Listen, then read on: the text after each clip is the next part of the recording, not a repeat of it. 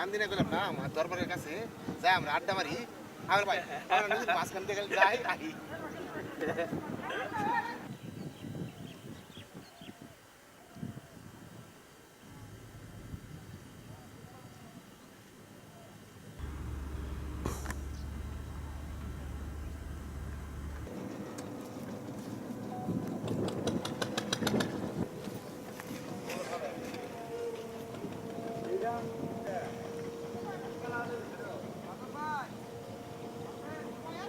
এখন নদী যেটা ড্রেজিং করতেছে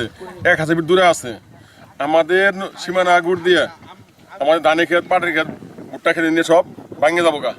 আমাদের সরকারের কাছে নিবেদন হলো এই ড্রেজিংটাকে মূল নদীর দিকে মূল নদীতে ড্রেজিং করা এবং কৃষি জমি থেকে এই ড্রেজিংটাকে সরিয়ে